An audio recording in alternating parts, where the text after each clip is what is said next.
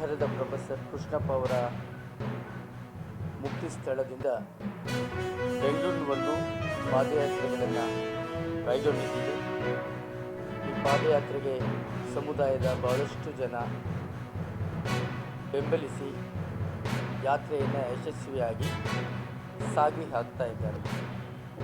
ಇವತ್ತಿನ ದಿನ ಆನಗೋಡುವರೆಗೆ ನಮ್ಮ ಪಾದಯಾತ್ರೆ ನಡೀತಿದೆ. ಪಾದಯಾತ್ರೆ ನಡೆಸೋದು ಕಾರಣ ಈ ಜಾತಿ ವ್ಯವಸ್ಥೆಯಲ್ಲಿ ಪರಿಶಿಷ್ಟ ಜಾತಿಯಲ್ಲಿ ಅತ್ಯಂತ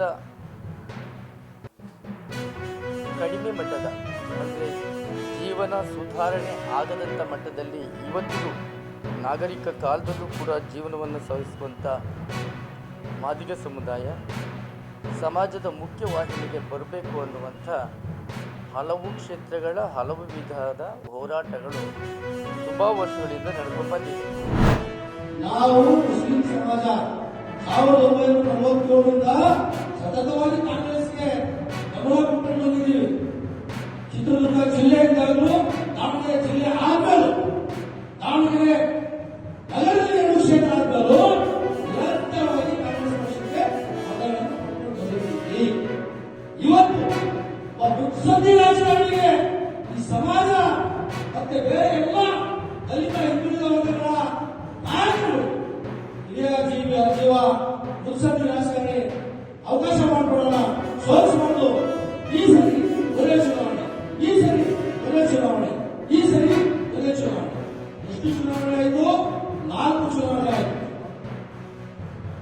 ಒಳ್ಳೆ ಚುನಾವಣೆ ಅಂತ ಹೇಳಿದ್ದು 4, 8, 13, 18, 23 4 ಚುನಾವಣೆಗಳು ಕೊನೆ ಆಗಲಿಲ್ಲ. ಅವರು ಕೊನೆ ಆಗೋದ್ರಿಂದ ಅವರಿಗೆ ಅಧಿಕಾರ ಈ ಸಮಾಜದಿಂದ ನಿರಂತರವಾಗಿ ಸಿಗ್ತಾ ಬಂತು. ಇವತ್ತು ನೀವು ಒಂದು ಸಂದೇಶ ಕೊಡಬೇಕು.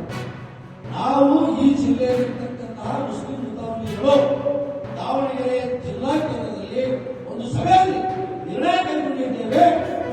ಆ ಅಲ್ಲಾಹನ ಕೈ ಮಾಡಿ ನಾವು ನಿರ್ಧಾರ ಮಾಡಿದ್ದೇವೆ. ಈ ಬಾರಿ ದಕ್ಷಿಣ ವಿಧಾನಸಭಾ ಕ್ಷೇತ್ರದಲ್ಲಿ ಮುಸ್ಲಿಂ ಅಭ್ಯರ್ಥಿಗೆ ಟಿಕೆಟ್ ಅನ್ನು ಕೊಟ್ಟು ಮುಸ್ಲಿಮೇತರ ನಾಯಕರು ಎಲ್ಲರೂ ಒಮ್ಮತದಿಂದ ಸಹಕರಿಸಿ ಬೆಂಬಲಿಸಿ ಗೆಲ್ಲಿಸದೇ ಇದ್ದರೆ 2020 ಚುನಾವಣೆಯಲ್ಲಿ ನಾವು ಕಾಂಗ್ರೆಸ್ಗೆ ಓಟ್ ಹಾಕಲಿಕ್ಕೆ ಯಾವುದೇ ಕಾರಣಕ್ಕೂ ಸಿದ್ಧವಿಲ್ಲ. ನೀವು ಸಂದೇಶ ರವಾನೆ ಮಾಡಬೇಕು. ಇದು ಬಹಳ ಅತ್ಯವಶ್ಯಕ ಆದಂತಹ ಒಂದು ಸಂದೇಶ. ನಿಮ್ಮ ವಿಧಾನಸಭಾ ಕ್ಷೇತ್ರದಲ್ಲಿ ಈ ಸಂದೇಶ ರವಾನೆ ಆಗಬೇಕು. ಈ ಸಂದೇಶ ಬೆಂಗಳೂರಿನಿಂದ ಡೆಲ್ಲಿಯವರೆಗೆ ಆ ಹೈಕಮಾಂಡ್ ತರಬೇಕು. ಯಾವ ರೀತಿ ತಂತ್ರ ಮಾಡ್ತಾ ಇರೋಲ್ಲ, ಬೆದರಿಕೆ ತಂತ್ರ, ಅದಕ್ಕೆ ಪ್ರತಿತಂತ್ರ. ಅದು ನಾವು ಮುಚ್ಚುವರೆ ವಾಗ್ವಾದದಲ್ಲಿ ಮಾಡಲ್ಲ.